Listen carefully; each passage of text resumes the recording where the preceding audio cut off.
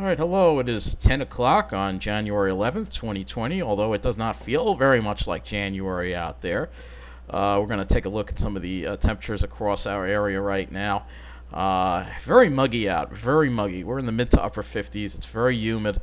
Across Long Island, we're in the mid to upper 50s, and of course, in the city and New Jersey, it's even worse. They're in the 60s.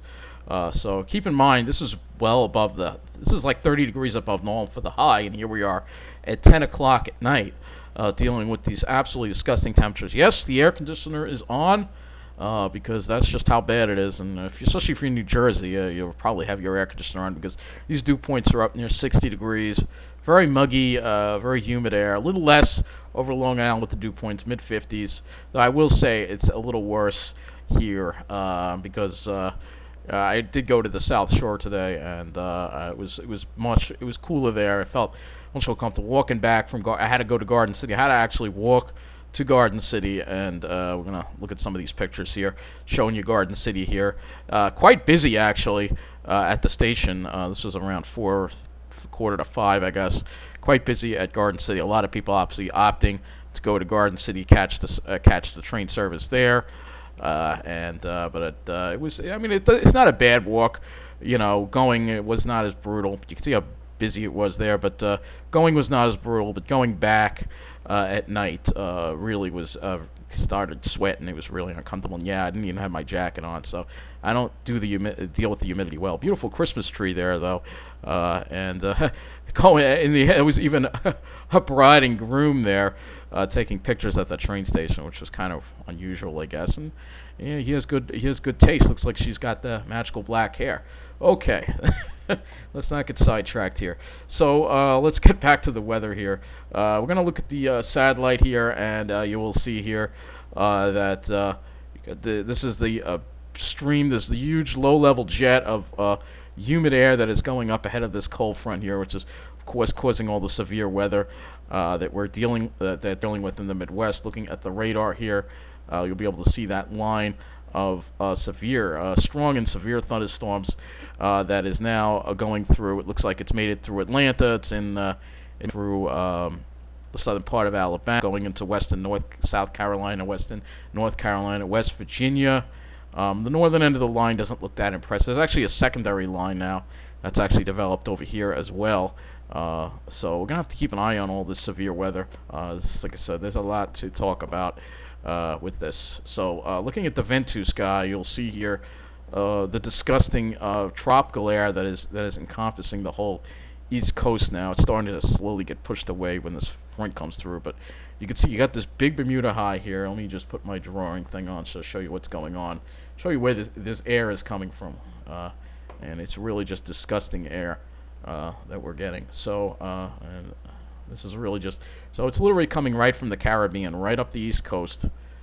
Disgusting, right from the Gulf of Mexico. This is really just deep, very tropical, humid air there, a little leggy there.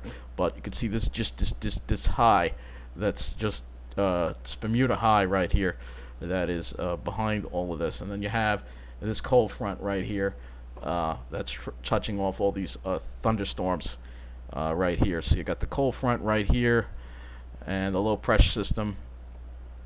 This is now moving toward the east. And where they meet, that's where we're seeing the severe weather. So let's go to the weather and hazards map here, and we'll show you all the severe. Looks like we have a lot of tornado watches in effect, some severe thunderstorm watches, some flood warnings, and it looks like one tornado warning as well in this area as well. And you can see these temperatures too. Look at some of these observations. North Carolina, for instance, they are 70 degrees, dew point 69. That is sultry for this time of the year, for sure. And if we go into our area, I'm taking a look at the conditions across our area. You will see here that, again, Long Island is in the, wait for this to load here, taking its sweet time loading. Help if I close some of these windows down. Let's do that. Still not working. Okay, I don't know what's going on here. I'm sorry, it's not working. Okay, we'll just have to use this. First, let's go over the Twitter from the Weather Service here, because they have a graphic for today's highs across the area, and we're going to look at that. So Newark hit 70 degrees, broke the record of 66 in 1975. I'm glad they put this up. That way I don't have to go through all these observations. Central Park broke the record of 63, which was set in 1975 at 69. Now, this is a big deal, Central Park, because they have over 100 years of records. So they set a new record at 69. LaGuardia set a new record at 66. Previous record 62 in 1975. And Bridgeport also set a new record of 59, beating the record of 56 in 1975. Islip did not set a record of 58, and Kennedy did not set a record of 57, thanks to the sea breeze, which definitely helped us out here. I really appreciate getting that sea breeze, because otherwise we would have been dying for sure with the folks in Jersey and the city. And then, like I said, even when I got back up here, even the night, you can feel difference. It's cooler on the South Shore than in the middle of the island. Let's see how bad it was. Still 61 in Toms River right now. South wind at 14, gusting to 21, and they hit 66 today. So it was a brutal day, even in Toms River. It was pretty brutal, and the humidity is. You can see it's worse there, because if you look at the conditions here at Farmingdale, it's 56. So it's a lot worse in Toms River than it is here because of that. Again, it's hotter in New Jersey, very hot. And like I said, even here, I was feeling kind of ill just from the humidity and the warmth. It's not something that we should be dealing with in January. So let's see if this is loaded. And we still don't have it loading yet. Oh, we finally have it. Okay, so you can see 50s, dew points in the 50s, and then you're in Jersey, and it's in the mid-60s. So a good 10-degree difference between New Jersey, where they're in the mid-60s, and Long Island, where it's in the mid-50s. So, this is what I mean. I cannot survive there. It's too hot. New Jersey is warming than any other. New Jersey is warming more rapidly than any other state in the union as the climate changes. So that's something to keep in mind. If you like the heat, New Jersey's for you. But if you don't like the heat and you like me and get sick from it, it's not the place to live. It's fine to visit on a nice day, but not to live. So let's take a look at the models and see what's going to be happening. I'm going to be focusing on this area right here, and we're going to look at this front as it moves through. This is the GFS at 18Z. You see here it moves through. It doesn't really look like any severe weather with it, but it moves through. And look at the temperatures here, and you'll see again. We already went over this in the other weather update. It's going to stay warm through the night. Temperatures are going to increase. Winds go a little more southwesterly. I don't think Long Island sees 70, but I think Toms River in New Jersey, you're definitely going to be see 70 or better tomorrow. And then the front finally moves through, and we get some relief. This is just all just disgusting air that we are in. We look at the dew points again, and you will see here the dew points are well up there. I mean, look at this low-level jet that's coming up here. You can see this low-level jet that's coming up from the south. So if we draw again, you'll be able to see here. I'll put this in red. So you can see here this low-level jet that's literally coming right up from the south. Very strong winds with this low-level jet. This a very strong low-level jet that we are seeing right now. So we're going to look at the wind speeds, because that's the next concern. We have a wind advisory in effect for our area till, I think, Thursday afternoon. And if we look at these winds, you'll see the concern here. Let's get this going here. So if you look at the winds, you'll see that we are having sustained winds on the island of quite high, sustained winds in the 30s. And this doesn't show the gusts. We'll look at the NAM. Show you the winds on the NAM. Same kind of deal. Very high winds. We have to be concerned about that. Let me look at the HRRR too as well. Let's see, get this. So you can see these high winds. Looks like the South Shore is going to get the worst of it.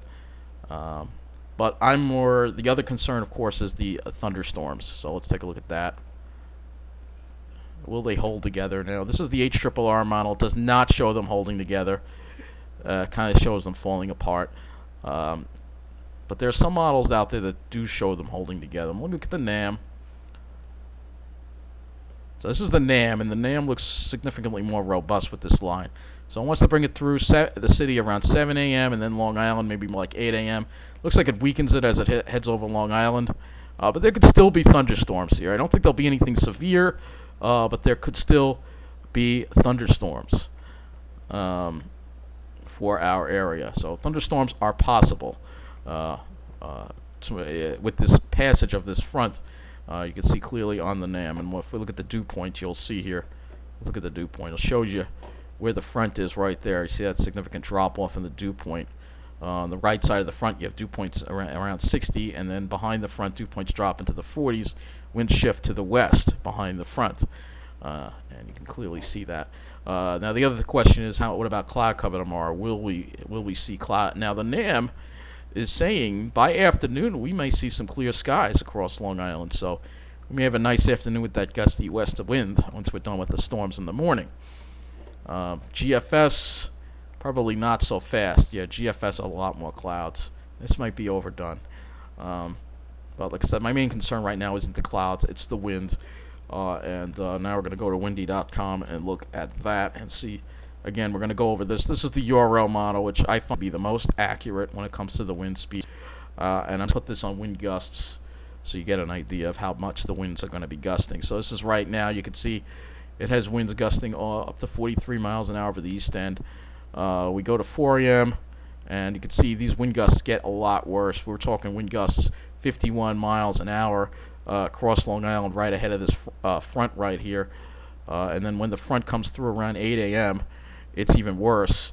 We see these winds gusting up. Look at that, 64 miles an hour possible. So very strong wind gusts likely tomorrow. I think there's going to be some power outages. I think there's going to be some down tree limbs. I think there's going to be coastal flooding from this low-level jet event.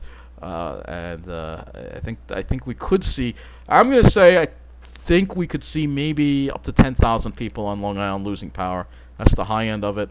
Yeah, I think that there are going to be some power outages and problems from this wind. And unfortunately, the wind does drop off by the evening. Once this front passes, it shuts down that low-level jet. But other than that, it's going to be pretty bad. It's going to be pretty bad with this wind.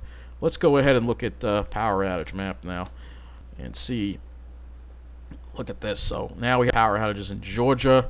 This is all from that severe weather that has gone through here. Lots of power outages. Georgia now, Alabama. See the damage this front is causing, and a lot of it's due to these high winds that we're going to start seeing later tonight into tomorrow, and also the strong thunderstorms that are, and tornadoes too. I want to actually go to the Weather Service again. Let's go back to the Weather Service Twitter and see if we can get information on that as far as the amount of tornadoes that are. So let's go back to the Twitter here, and we're going to actually go right in here, and we're going to look and see. I'm going to see severe. Just put severe, and we'll see what information we can get here. Let's see. Severe outbreak. So there's been a severe outbreak. But I'm trying to get some information. Okay. So it looks like just to our south there's marginal. This is D.C. There's marginal conditions for severe weather over the mid-Atlantic, according to this. But what I want to see is a severe outbreak. Get maybe an idea of the damage reports. Damage. Let's say just get an idea of the damage reports here. Maybe we can get a map or something. Anything. Nothing. I can't believe it. I can't get a map. Alright, here's the January. Alright, quite the severe. Okay, let's see. 500 reports of wind damage across the eastern U.S. yesterday and so far today, including 13 tornadoes. So, according to this, there were 13 tornadoes that touched down from this severe outbreak that is occurring. Alright, so I'd like to just get a map of all the severe reports. Let me see if we can do that. Severe outbreak reports. And we'll just see if we can try to get some reports for you. Okay, so here we go. 11 dead. 11 dead. Wow. What I'm trying to do is get a map for you of the... okay, here. Oh, that's mid-April. Yeah, I don't know. Like I said, I don't know. The Weather Channel seems to be able to provide this information for you, but when you look for it online, you can't find it. I'm trying. I am trying. Map. Let's see. I mean, come on. It's got to be a map of the... I mean, the Weather Service should provide this. No, weather. See, I'm wasting your time, and I do apologize. They don't make it easy to find this, you know. I try. Let's see, storm prediction. Maybe this will be a storm prediction center. Okay, here, this is it. So this is a map of all the reports here. I just wanted to put this up so you can get an idea of the damage this is causing. Can that map be any smaller? All right, well, this is the best I can do. So you can see here where the tornadoes, the red areas are tornadoes, and the blue areas are wind reports for the severe thunderstorms here from the SPC. Now, if I go to the main SPC, it should actually give us a map of where the risk of severe thunderstorms is. Okay, so here's a map again. Can't make it larger. I don't know why it's so small. We're trying. Let's see if we can make this larger. No. So if you can see, you're just going to have to zoom in on your screen. You can see that that marginal line goes very close to us. Well, you know what? We could do it like this. You know, I just don't understand why they make these sites the way they do. Whoops. It's not what I meant to do. Okay, apparently the zoom button is not available on my... I don't know. All right, here it is. There we go. I just want to show you this before we wrap up this weather update, so you can understand that there is a marginal chance for severe thunderstorms that is mainly over the New Jersey and to our south and west.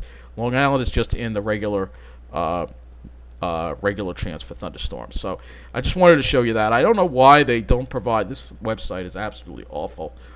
They should make this much easier to use. But anyway, that's going to wrap up this weather update. Just keep your eye out for thunderstorms and high winds and some power outages. It's going to be a rough night and a rough late night and a rough morning for everyone in this area. So just pay attention, and I'll try to keep you updated on any storms and wind damage that will be occurring in our area.